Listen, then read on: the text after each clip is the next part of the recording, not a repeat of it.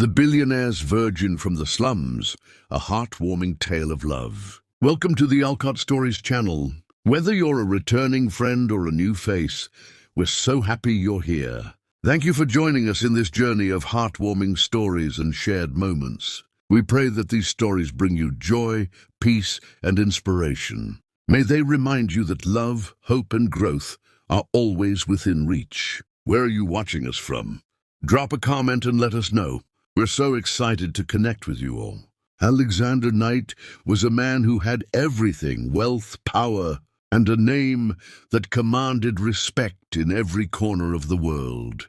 At 32, he had built an empire that spanned continents. His life marked by tailored suits, private jets, and luxurious penthouses that gave him access to a world few could even imagine. Yet despite it all, his heart remained untouched, hidden beneath layers of success and the cold, unyielding mask of a businessman. His days were spent in the glow of boardroom lights, navigating through high-stakes deals and negotiations.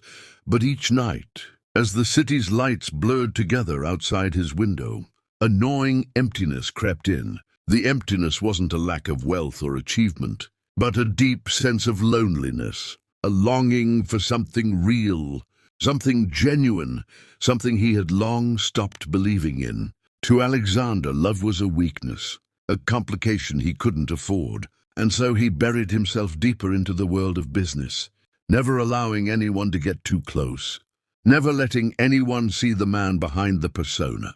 Meanwhile, in the harsh, often forgotten corners of the Bronx, Amara was living a life that Alexander could never fathom, yet one that held a quiet beauty of its own. At 21, she was already burdened with more responsibilities than most people would face in a lifetime. Her skin, a warm brown hue that contrasted sharply against the gray, worn streets she walked, was a symbol of resilience, a reflection of the fire within her. Amara had dreams, big dreams, ones that didn't fit into the confines of her small apartment or the constant struggle to make ends meet. She worked 2 jobs to support her younger brother and sick mother, hoping that one day she could leave behind the world that was always pushing her down.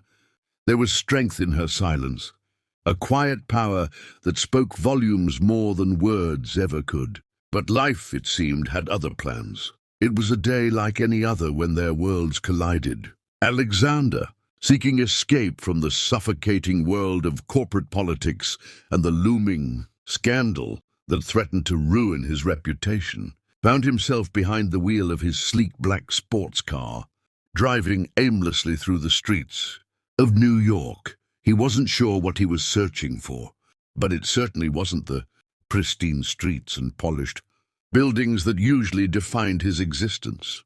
He needed something raw, something real, and perhaps, for the first time in years, he craved a glimpse of life beyond the gilded cage he had built. As his car cruised through the lower-income areas of the Bronx, he saw it, the stark contrast between the world he knew and the one he was now witnessing. He saw the harshness of the street, the worn faces, the struggle in the eyes of people who had long ago learned to accept their circumstances.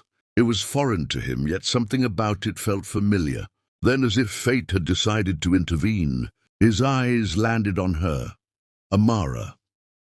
She stood at the corner of a street, her posture firm, her eyes unwavering as a group of men approached her, clearly harassing her. Alexander's heart skipped a beat. Something in the way she stood her ground, despite the odds, struck him with a force he hadn't expected. She wasn't afraid, not in the way most people would have been. Her strength was evident, but so was her vulnerability. His instinct kicked in, and before he could process the impulse, he had pulled his car to the curb, rushing to intervene. The men, startled by the sudden appearance of a man in a suit, backed off, muttering insults under their breath as they dispersed into the shadows of the street. Amara turned her head, her eyes locking with Alexander's, and for a moment the world seemed to stop. There was no judgment in her gaze, no expectation. It was a look that pierced through him, and for the first time in a long while, Alexander felt something stir inside him, something he hadn't recognized in years. Imara said nothing, but there was a quiet gratitude in her eyes. A thank you, perhaps, or maybe a recognition that this was a fleeting moment in her otherwise hard reality. She didn't need his rescue, but in that instant, Alexander realized something that would alter the course of both their lives.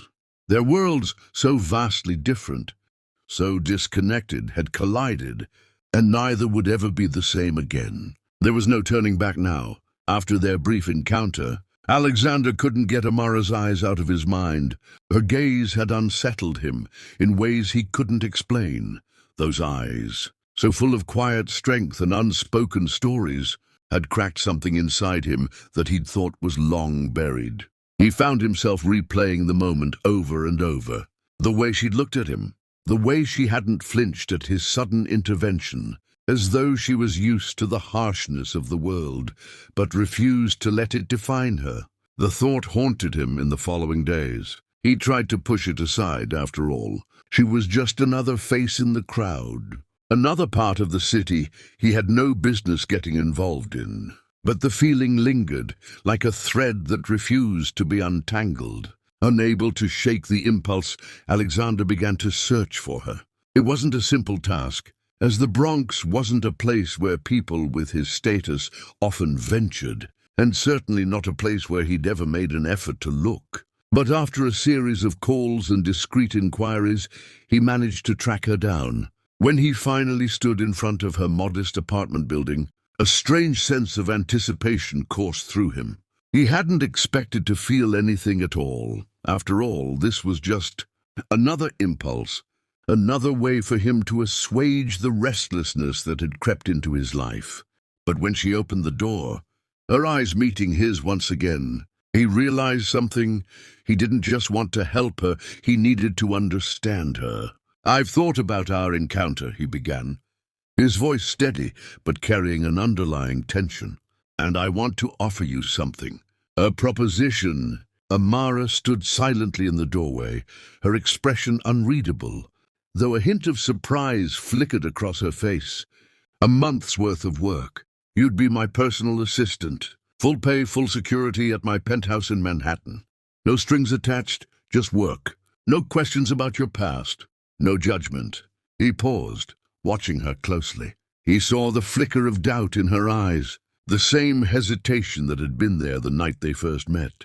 But there was something else too, curiosity. She crossed her arms slowly, eyes narrowing, as if weighing his words carefully. "And what's the catch?" she asked, her voice cool but not unkind. Alexander couldn't help but smile, impressed by her sharpness. "There's no catch. It's simple.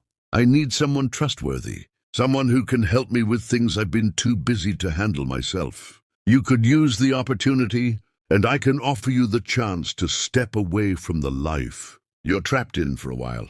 He leaned forward slightly, his eyes never leaving hers. "Think of it as a way to breathe, Amara, to escape." For just a little while, her expression softened, but her eyes remained cautious, protective. "And what do you want in return? Just my time?" she asked, her voice betraying a hint of skepticism. There was more to her question than just the words. She was probing him, trying to understand his intentions. It wasn't lost on him. "Yes," he replied, his voice unwavering. "Just your time. But I should be clear, this won't involve anything personal, no. Intimacy. I'm offering you work. A chance to get away from your circumstances for a while." Amara studied him for a moment, her gaze intense, as she seemed to weigh every possibility, every risk. The silence stretched between them. Finally, after what seemed like an eternity, she nodded. "All right," she said softly. "I'll do it, but only on one condition. No physical intimacy. I'm not some charity case to be saved, or—" She trailed off, not finishing the thought, but her eyes made her stance clear. Alexander was taken aback by her bluntness, though he hid his surprise with a small, amused smile. "Agreed," he said simply, his voice steady. "No physical intimacy. I'm not here to make you feel uncomfortable." He took a step back, giving her the space she needed. "We'll start tomorrow." As he turned to leave, he couldn't help but feel a strange sense of satisfaction. He had expected her to turn him down, or at least be hesitant for much longer, but her agreement, despite the boundaries she had set, felt like a victory. He could already feel the stirrings of something new between them, something that would shape the next month of their lives in ways neither of them could fully comprehend. As the door closed behind him, Alexander found himself wondering what the future would hold, and whether in the end the strange, unspoken connection between them would be enough to break down the walls he had built around his own heart. The first morning Amara stepped into Alexander's penthouse, she felt like she had entered another universe, a world woven from marble floors, glass walls and quiet opulence that stretched to the sky. The sunlight filtered in like liquid gold, falling across sleek furniture and silent hallways. But beneath the grandeur, there was a chilling stillness, a haunting emptiness that didn't belong to the furniture or the silence, but to the man who owned it. Alexander's world was pristine, organized, and expensive, but emotionally vacant. At first, Amara moved carefully through it, unsure if she belonged, afraid to touch or breathe too deeply, feeling like a stranger in a museum of a man's carefully constructed loneliness. But soon, she realized the luxury wasn't what made her feel like an outsider.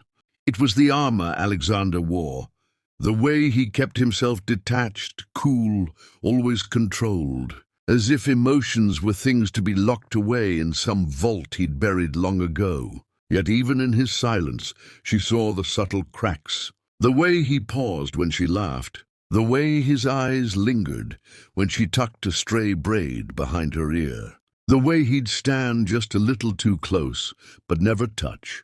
He kept his promises, no intimacy, but the tension between them hung in the air like a held breath. At night, their conversations deepened. What started as polite exchanges about meetings and appointments gradually gave way to long talks over wine and quiet music, as if the city outside didn't exist. One night, the air between them changed. Alexander asked her why she flinched every time someone raised their voice. Her answer came softly, shaped by pain. An abusive stepfather who had taught her to fear love, a mother who died too young and too tired, and a little brother who depended on her for everything. She confessed how she'd promised herself she would never give her body away to anyone who didn't truly see her heart, that her virginity wasn't about innocence, it was about control, about choosing love over survival. Alexander said nothing at first, only stared into the distance with a jaw so tight it looked like stone. Then slowly his story spilled out too, how his billions were born from a childhood soaked in neglect, an alcoholic father, a mother who left, nights spent wondering if anyone would remember his birthday. He told her how he'd clawed his way to power, how the world praised his name but never knew the boy who'd gone hungry, afraid and unloved. In those quiet moments a shift occurred, not in words but in presence. Their eyes began to search each other differently, not for flaws or fears, but for truth. Alexander, who had once seen people as pieces to play, now saw Amara as something sacred. And Amara, who had always expected cruelty from powerful men, began to see Alexander not as a savior, but as a mirror of her own brokenness. Their laughter grew easier, their silences less heavy. She left handwritten notes with quotes on his coffee cup. He learned how she liked her tea, no sugar, just cinnamon. The boundaries still stood, but not as walls, more like delicate threads of restraint that neither dared cross, but both longed to. And in those threads something rare began to form. Not love, not yet, but something more fragile, more intimate, understanding, trust, the kind of closeness that doesn't need a touch to be real. And neither of them realized that the very armor they had spent years building was already beginning to rust. The storm came in without warning, dark clouds swallowing the Manhattan skyline in a matter of hours, casting the city into a brooding hush that mirrored the ache in Amara's chest. Rain lashed against the penthouse windows as she sat curled on the velvet couch, her phone clenched in one trembling hand. The glow of her brother's latest hospital bill lighting up, the screen like a cruel joke. Her chest rose and fell in shallow breaths, the numbers blurring through tears. She refused to let fall in front of anyone, especially not him. But Alexander, returning early from a late board meeting, saw her before she had the chance to hide her pain. He paused at the threshold of the room. The sight of her breaking something inside him he didn't know could still be touched. Quietly he approached, saying nothing, only sitting beside her with a silence so gentle it felt like an embrace. She didn't speak either, but the silence between them wasn't empty. It was thick with unspoken pain, flickering tension, and the deep hum of connection that had been building like the storm outside. When she finally whispered, "I can't lose him," and it was like a crack in the dam, her voice quivered, and before she could turn her face away, Alexander reached out, cupping her chin with the kind of reverence reserved for something sacred. Their eyes locked, and in that single moment, something shifted, years of loneliness, grief, and guarded emotions colliding in a raw, breathless pause. He didn't speak, didn't ask, didn't assume. He simply leaned in, the space between them evaporating like mist, and brushed his lips softly against hers. It wasn't a kiss of lust or dominance. It was a slow, careful surrender, a promise whispered against her mouth, an answer to a question neither had dared to voice. For one infinite second the world stilled, just the rain, their breath, their hearts beating in wild, fearful sync. But then Amara pulled back, her fingers pressing gently to her lips as though trying to hold the moment in place. Confusion flickered in her eyes. Confusion, not regret, and she stood quickly, arms wrapped around herself, pacing toward the window as if she could hide from what just bloomed between them. Alexander rose too, but he didn't follow. He respected the silence, the boundary she had drawn, knowing this kiss, this singular, electric spark, meant more to her than she could yet name. He watched her for a moment, the way the lightning traced her silhouette, her vulnerability lit like a lantern in the dark. "I'm sorry," he said softly, his voice more human than she'd ever heard. "I shouldn't have—" But she stopped him with a look. Not angry, not broken, just overwhelmed. "It's not you," she murmured. "It's everything." He nodded once, understanding more in that moment than any words could carry. Then, without asking, he walked away, leaving her alone with the storm, and with the quiet pulse of something new stirring inside her. But what neither of them realized was that beyond the walls of glass and rain, hidden in the shadows of wealth and power, eyes were watching. A figure from Alexander's past, one fueled by resentment and vengeance, had been tracking him, digging into his life with the intent to destroy. And now, having witnessed this delicate bloom of affection between the billionaire and the girl from the slums, the shadow saw its opportunity. Love, after all, made even the strongest men vulnerable, and Alexander Knight had just exposed his heart's one and only weakness. The morning after the kiss had left a quiet, unspoken tremor in the air, something delicate and new taking root between them. But neither Alexander nor Amara could have predicted how brutally it would be torn apart. The day began like any other, coffee brewing, soft jazz humming through the penthouse, Amara tucked in a corner reading files while Alexander answered calls. But the moment his phone buzzed again and his eyes landed on the screen, the color drained from his face, a sick feeling coiled in his gut. "Billionaire seduces slum virgin," blared the headline from every gossip outlet in New York. The tabloid photos, ruthless, grainy, yet unmistakably damning. One captured their kiss through the rain-slicked glass. Another showed Amara leaving the penthouse in the early morning, her face downcast, the angle cruel.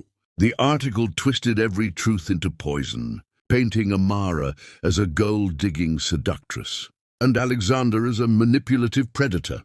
And though the words weren't his, the impact of them shattered everything they had carefully built. When Amara saw it, she didn't scream. She didn't cry. She just froze, her breath stolen, her heart cracking under the weight of betrayal. She felt exposed, violated, reduced to a stereotype in a city that already never gave girls like her a chance. Vanessa, Alexander's ex-fiancée, elegant, venomous, and hungry for revenge, had pulled the strings, leaking the story in a calculated move to ruin what she couldn't reclaim. But Amara didn't know that.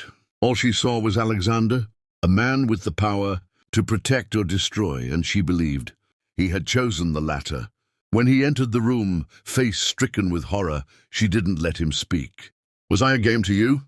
she asked, her voice low, trembling. "A fantasy to satisfy your guilt? A distraction until something better came along?" Alexander tried to explain, but words felt useless beneath the weight of her pain. "I trusted you," she whispered, stepping back as if even his shadow burned. "And you fed me to them."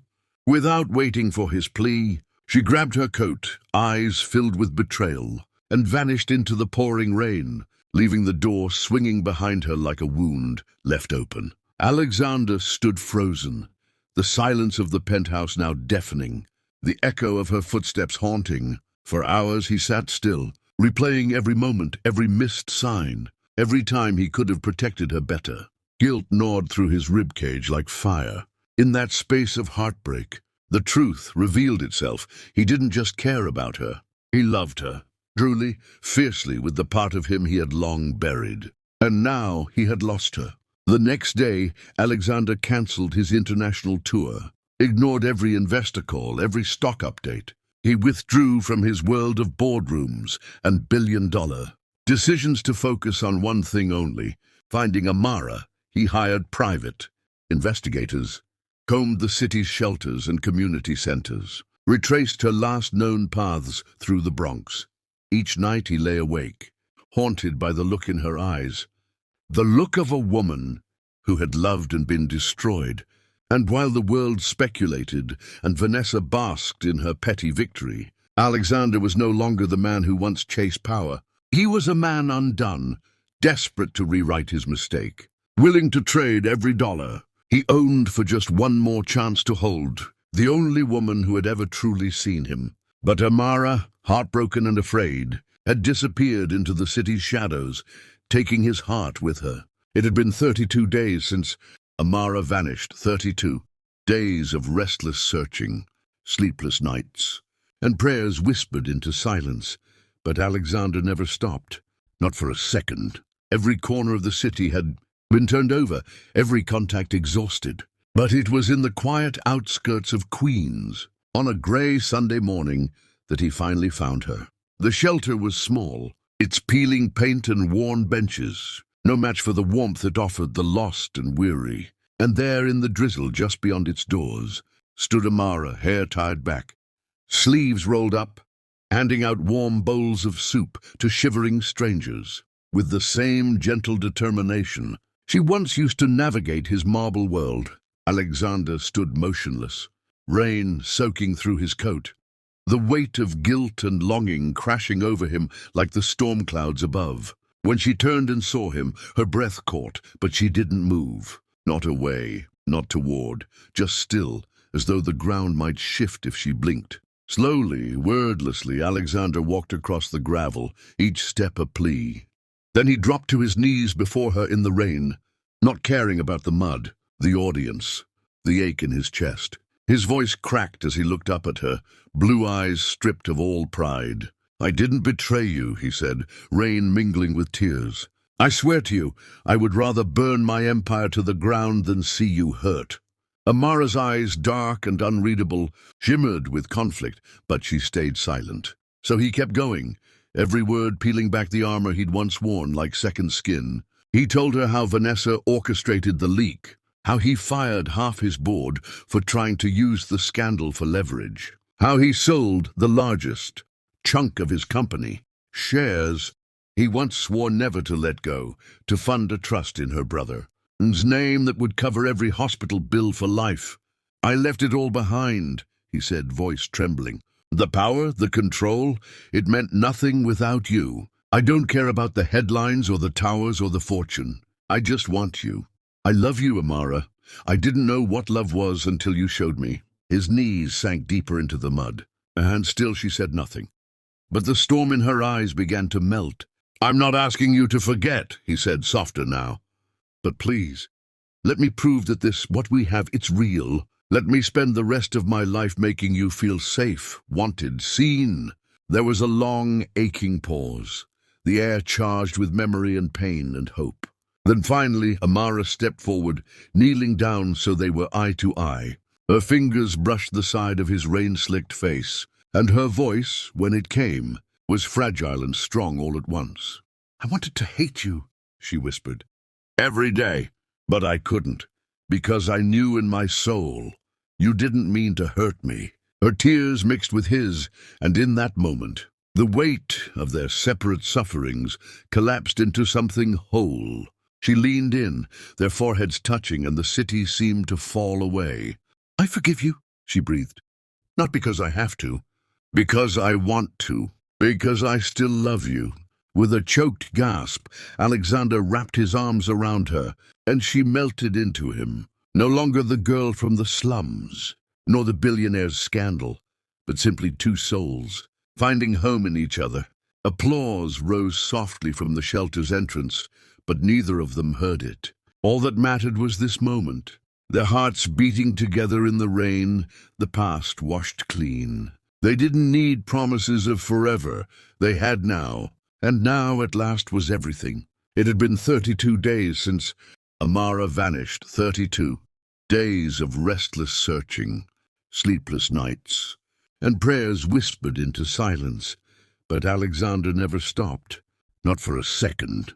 Every corner of the city had been turned over, every contact exhausted. But it was in the quiet outskirts of Queens, on a grey Sunday morning, that he finally found her. The shelter was small, its peeling paint and worn benches, no match for the warmth it offered the lost and weary. And there in the drizzle just beyond its doors stood Amara, hair tied back, sleeves rolled up, handing out warm bowls of soup to shivering strangers with the same gentle determination. She once used to navigate his marble world. Alexander stood motionless, rain soaking through his coat, the weight of guilt and longing crashing over him like the storm clouds above. When she turned and saw him, her breath caught, but she didn't move. Not away, not toward, just still, as though the ground might shift if she blinked. Slowly, wordlessly, Alexander walked across the gravel, each step a plea. Then he dropped to his knees before her in the rain, not caring about the mud, the audience, the ache in his chest. His voice cracked as he looked up at her, blue eyes stripped of all pride. "I didn't betray you," he said, rain mingling with tears. "I swear to you, I would rather burn my empire to the ground than see you hurt." Amara's eyes, dark and unreadable, shimmered with conflict, but she stayed silent. So he kept going, every word peeling back the armor he'd once worn like second skin. He told her how Vanessa orchestrated the leak, how he fired half his board for trying to use the scandal for leverage, how he sold the largest chunk of his company, shares he once swore never to let go, to fund a trust in her brother's name that would cover every hospital bill for life. "I left it all behind," he said, voice trembling. "The power, the control, it meant nothing without you. I don't care about the headlines or the towers or the fortune. I just want you. I love you, Amara. I didn't know what love was until you showed me." His knees sank deeper into the mud, and still she said nothing. But the storm in her eyes began to melt. "I'm not asking you to forget," he said, softer now. "But please, let me prove that what we have, it's real. Let me spend the rest of my life making you feel safe, wanted, seen." There was a long, aching pause, the air charged with memory and pain and hope. Then finally, Amara stepped forward, kneeling down so they were eye to eye. Her fingers brushed the side of his rain-slicked face, and her voice, when it came, was fragile and strong all at once. "I wanted to hate you," she whispered. "Every day, but I couldn't, because I knew in my soul you didn't mean to hurt me." Her tears mixed with his, and in that moment, the weight of their separate sufferings collapsed into something whole. She leaned in, their foreheads touching, and the city seemed to fall away. "I forgive you," she breathed. "Not because I have to, because I want to, because I still love you." With a choked gasp, Alexander wrapped his arms around her, and she melted into him. No longer the girl from the slums, nor the billionaire's scandal, but simply two souls, finding home in each other. Applause rose softly from the shelter's entrance, but neither of them heard it. All that mattered was this moment, their hearts beating together in the rain, the past washed clean. They didn't need promises of forever, they had now, and now at last was everything. The air was soft with the scent of lavender and late spring roses as the countryside. Estate basked under a golden afternoon sun, every blade of grass shimmering like it. Two had been waiting for this moment. The world around them seemed to hold its breath as guests whispered and smiled, seated beneath ivory canopies and strings of fairy lights that twinkled even in daylight. Amara stood behind a veil of antique oak trees, her heart thudding not with fear, but with the breathtaking realization that this was real. Her life, once written in struggle and solitude, now unfolded in love and light. Her simple white dress, free of glitter or vanity, clung to her in graceful elegance, a symbol not of transformation, but of the truth she had always carried inside. Strength, dignity, and grace forged in fire. As she stepped onto the aisle of wildflower petals, every eye turned, but Amara saw only one man, Alexander, standing tall in his tailored black tuxedo, hair tousled by the breeze, and eyes filled with nothing but awe. He looked at her not like a possession or a prize, but like a man who had finally come home. As she walked toward him, each step felt like a release, a shedding of every doubt, every heartbreak, every whispered lie that once told her she would never be enough. By the time she reached him, her eyes were misted with tears, and so were his. They stood facing one another, the wind curling around them like an embrace, their hands meeting in a tremble of warmth and certainty. The officiant spoke, but the words that mattered most came from them. Alexander took her hands and said, "I vow not to protect you like something fragile, but to stand beside you equal always. I vow to listen, to grow, to never stop becoming the man you believed I could be." Imara's voice quivered, but her gaze never wavered. "I vow to love you with my whole heart, not because of what you have, but because of who you are when the world isn't looking. I vow to build a life where we're both free." Their rings slid onto trembling fingers, not as symbols of ownership, but of shared promise, of chosen unity, of a bond stronger than scars. When the final words were spoken, and they were pronounced husband and wife, the kiss that followed was more than celebration. It was redemption wrapped in silk and sunlight. The crowd erupted in cheers, but the couple only heard the quiet rhythm of two hearts, no longer beating in survival but in symphony. The reception unfolded under open skies, with laughter echoing across vineyards and old stone fountains. Children danced in the grass. Music spilled from a quartet, and Amara's younger brother, now healthy, grinning wide, ran to her with cake on his nose, reminding her that joy, too, could be loud and messy. Alexander held her close during the first dance, whispering, "Thank you for not letting go." She leaned into his chest and murmured back, "Thank you for finding me." There was no trace left of the girl who once had to hide behind walls of pride or pain. She was now a woman fully seen, deeply loved, and fiercely honored. And Alexander, once hardened by power and loneliness, was now a man softened by truth and made whole by devotion. As dusk settled and the stars blinked awake, they stood hand in hand under a canopy of light and sky, knowing that their story, full of shadows and fire, had led here for a reason. This was not a fairy tale, but something rarer, a real beginning, built not on fantasies, but on forgiveness, healing, and the kind of love that doesn't save you but walks beside you while you save yourself. and in each other's arms as the night folded them into its embrace. They found something neither of them had truly known until now: home, forever.